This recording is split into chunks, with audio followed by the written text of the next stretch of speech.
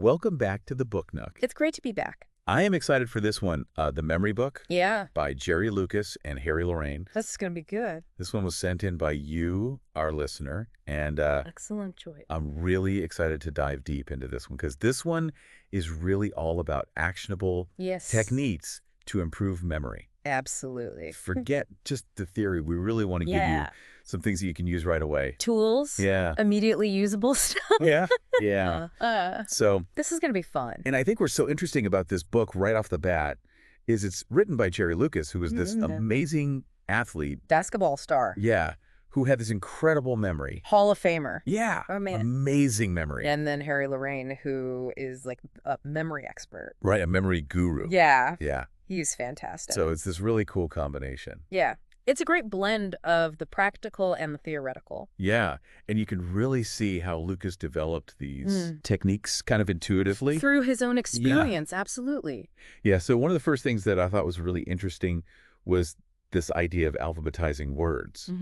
So he found that by taking a word and mentally rearranging it into alphabetical order, this really helped with his spelling. Yes. And it helped him with just general word knowledge. I love that one. And you can try it now. Yeah. Pick a word, any word. Pick a word. And just try to alphabetize it in your head. Yeah. It really does make you look at the word. It makes you look at it in a different way. Yeah. You know, and when you're forced to interact with the information like that, it just sticks better. Well, and he talks about how it strengthens the neural pathways in your brain. Absolutely. Because you're actively, manipulating the information. Yeah. Your brain's like, oh, this is important. I need to hang on to this. It's not just passively taking it in. You're really jumbling it up. Exactly. In your mind. You're making it meaningful to you. Yeah. That's the key. He gives the example of deep dive. Okay.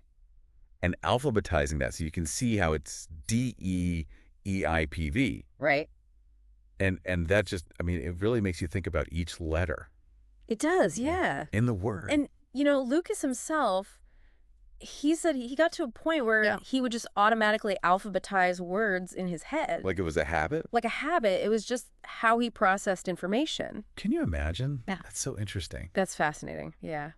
Okay, so that's for like word knowledge. Right. But what about remembering everyday stuff? Yeah, like your errands or your to-do list. A shopping list. Absolutely. He talks about the link system. Yes. Which I thought was so fascinating. It's a classic technique. Yeah. And it's very effective. Yeah, and this is really about creating links. Yet vivid, sometimes absurd. Yes. The more ridiculous, the better. Yeah, images in your mind to connect things. Exactly. Yeah. That you want to remember. Because our brains love stories. Yeah. They love bizarre images. Right. So if you can create these crazy links between things, you're much more likely to remember them. So let's say you need to go to the store and you need to get milk.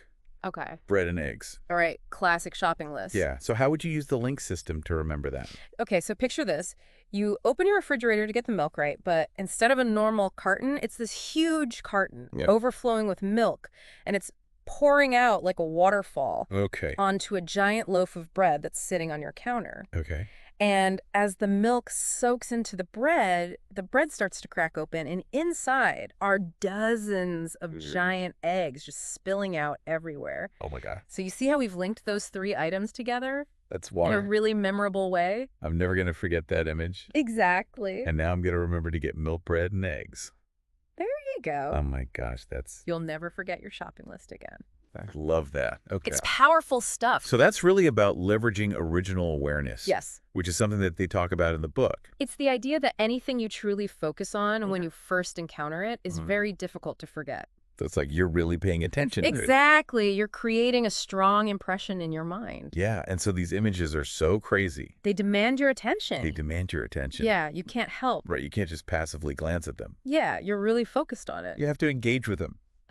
Okay. So what about more abstract concepts? Yes. Because it's easy to think of like milk, bread, eggs.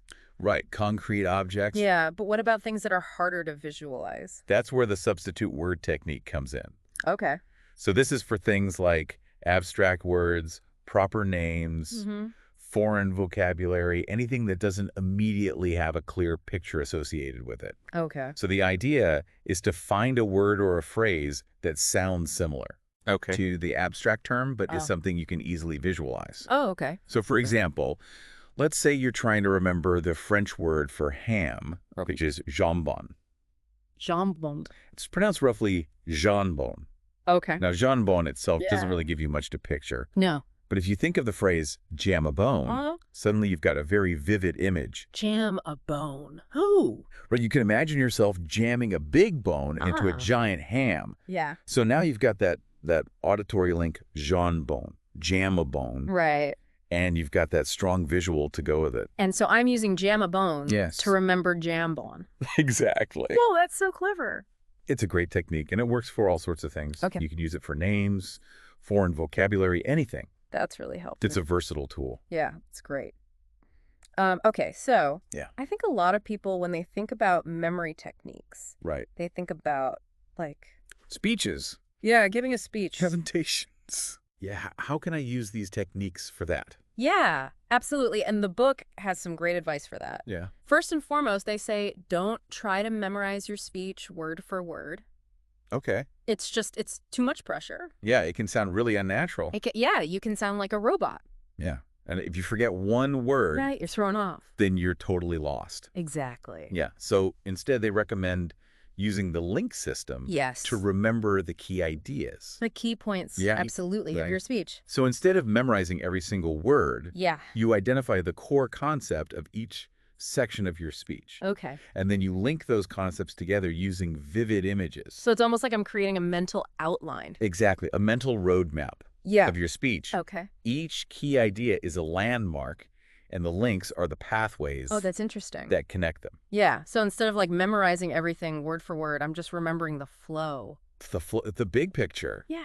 And this allows me to be a little bit more natural. Absolutely. You're speaking from understanding, not just from rote memory. Right. Okay. And what about if there are specific facts or figures? Okay, good question. Or things like that I do need to mention. So for that, the book recommends creating little offshoot links. Okay. Because it's like a mini chain branching off from your main link to hold those specific details. So it's like I have the main idea, right, and then like a little branch off to the side. Exactly, like a little side path. That's so cool. So you can have all the information there, but it's organized in a way that's easy to remember. That makes so much sense.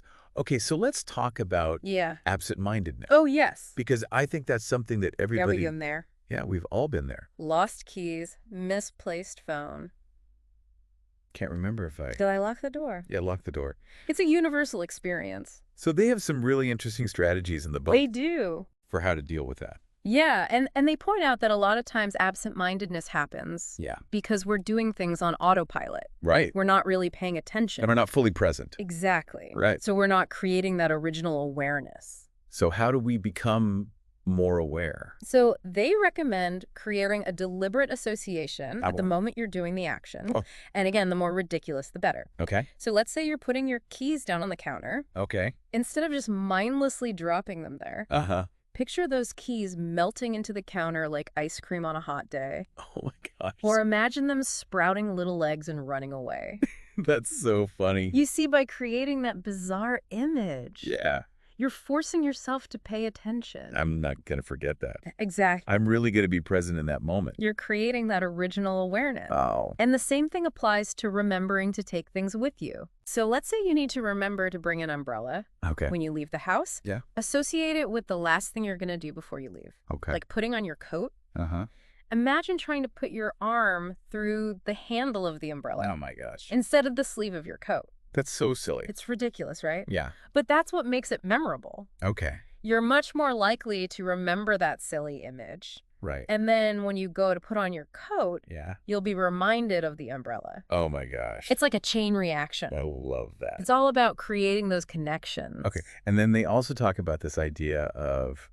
the out-of-place reminder. Yes. This one's fun. Yeah. What is that? So this is where you deliberately place an object in an unusual location to remind yourself of something. Okay. But the key here is to immediately create a strong mental link between the object and the task. So it's not enough to just see a shoe in the middle of your living room. Right. You have to know why it's there. Okay. So for example, let's say you've put a roast in the oven. Okay. And you're worried you'll forget about it. Yeah.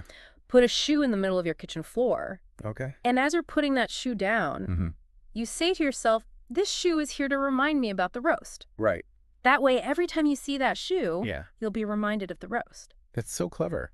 It's like a physical reminder, Yeah. but with an added layer of association. Yeah, it's not just like tying a string around your finger. Right, it's more intentional. It's like a visual cue. Exactly. That's linked to something. It's a visual trigger. Yeah. That brings the task back to mind. That's great. It's a powerful technique.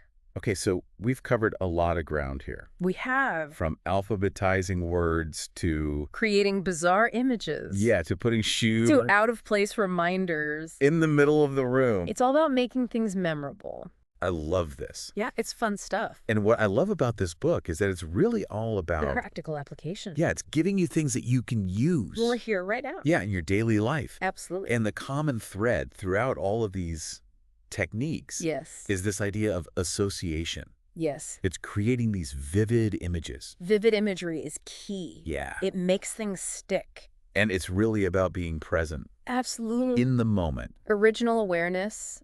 Yeah. Being fully engaged with what you're doing. Yeah, that's so important. It's the foundation of good memory. So, listener, we've really just scratched the surface of a memory book. There's so much more in there. There's tons more. A wealth of information. Yeah. Yeah. But we wanted to give you a few things that you can start using right away. Absolutely.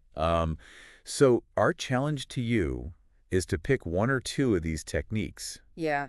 And try them out this week. See how they work for you. Yeah, and see what kind of a difference it makes. I think you'll be surprised. And if you want to learn more, definitely, we highly recommend checking out The Memory Book by Jerry Lucas and Harry Lorayne. It's a fantastic resource. Yeah, it's a great read. Full of practical tips and techniques. Yeah, and I think you'll find it's really empowering. Absolutely, to have these tools. Because we all have the potential for great memory. Yeah. It's just a matter of developing it. That's so true. Yeah, so go out there and unlock your memory potential. You got it. Have fun with it. All right. Until next time. Happy remembering. Bye.